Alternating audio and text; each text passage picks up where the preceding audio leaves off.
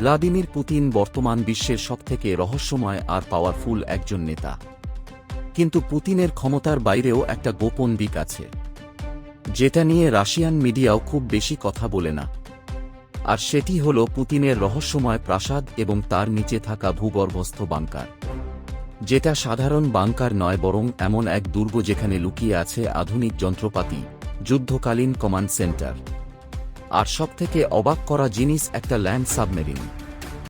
2018 সালের পর থেকেই এই প্রাসাদ নিয়ে গুজব চলতে থাকে, কিন্তু 2024 সালে যখন পুতিনের বিরোধী নেতা আলেক্সে নাভালনি এই বাড়ি নিয়ে একটি ডকুমেন্টারি প্রকাশ করেন, তখনই প্রথমবার বিশ্ববাসী চোখে দেখে এই রহস্যময় প্রাসাদটি।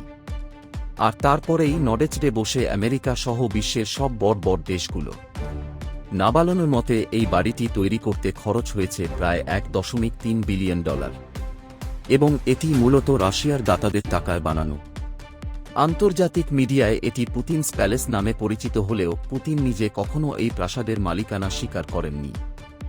তবুও একের পর এক প্রমাণ বলছে এই বাড়ি তারই। কিন্তু সবথেকে বড় মাথা ব্যথার কারণ হল এই ল্যান্ড সাবমেরিন। এই প্রাসাদটি রাশিয়ার ব্ল্যাক সি উপকূলে অবস্থিত গ্লেনজিক নামক পাহাড়ি এলাকায় অবস্থিত। দূর থেকে দেখলে মনে হবে বিলাসবহুল কোন রিসোর্ট, চারপাশে পাহাড় আর সমুদ্র। কিন্তু এই বাড়ির ভেতরে আছে cinema hall, helipad, swimming pool, wine cellar, street club, ice skating arena আর রাশিয়ার সবথেকে গোপন ইউনিট স্পেন্টাজের কমান্ড সেন্টার। তবে এই প্রাসাদের গভীরে রয়েছে এক ভূগর্ভস্থ বাংকার, যা বানানো হয়েছে যেন পারমাণবিক যুদ্ধেও নিরাপদ থাকা যায়। কিন্তু সবচেয়ে অবাক করার মতো তথ্য হল, এই ডকুমেন্টারিতে বলা হয়েছে পুতিনের সেই বাংকারে রয়েছে ল্যান্ড সাবমেরিন। ল্যান্ড সাবমেরিন হল এমন এক ধরনের সাবমেরিন যা মাটির গভীর দিয়ে চলতে পারে, অনেকটা পানির নিচের সাবমেরিনের মতোই, তবে এটা চলে মাটির ভেতর দিয়ে। এর সবচেয়ে গুরুত্বপূর্ণ অংশ হল সামনের দিকে থাকা বিশাল ঘূর্ণায়মান ড্রিল, যা পাথর, মাটি, বালু সবকিছু কেটে ফেলে সামনে এগিয়ে যেতে সাহায্য করে। জানলে অবাক হবেন, এই সাবমেরিন মাটির 200 মিটার নিচ দিয়েও চলতে পারে। বিশেষজ্ঞদের মতে এই ল্যান্ড সাবমেরিন পুতিনের জন্য এক ধরনের শেষ অস্ত্র।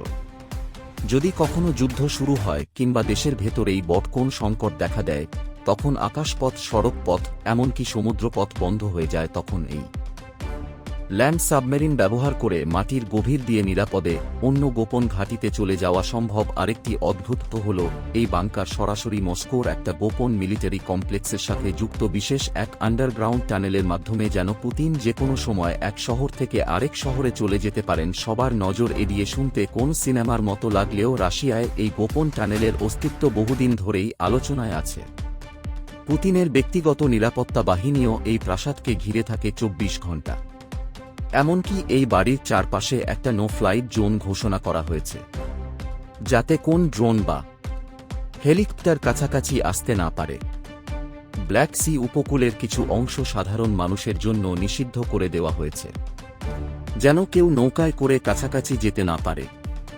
রাশিয়ার বেশ কিছু স্বাধীন সাংবাদিক গোপনে হাই রেজুলেশন ড্রোন ব্যবহার করে এই বাড়ির কিছু ফুটেজ সংগ্রহ করে রেখেছে, যা দেখে বোঝা যায় এখানে প্রতিদিন কাজ চলছে। মানে এটা আজও একটি। মাঝে মাঝে কিছু হেলিকপ্টার আসতে দেখা যায়, কিছু অদ্ভুত গোপন মিলিটারি গাড়ি বাড়িতে প্রবেশ করে আবার বের হয়ে যায়। এত কিছুর পরেও পুতিন কখনো স্বীকার করেনি এই প্রাসাদের মালিক তিনি, বরং বলেছিলেন এটা শুধু একটা বাড়ি যার সাথে আমার কোনো সম্পর্ক নেই।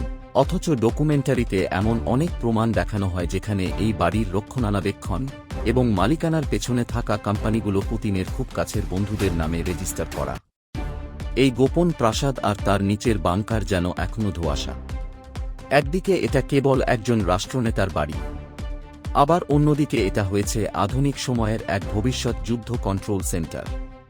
পুতিনের এই বাড়ি হয়তো আমাদের চোখে বাড়ি নয়, এটা যেন এক নীরব যুদ্ধের দুর্গ, যেখানে লুকিয়ে আছে এমন সব পরিকল্পনা যেগুলো আজ না হোক কাল হয়তো বদলে দিতে পারে গোটা পৃথিবীর গতিপথ।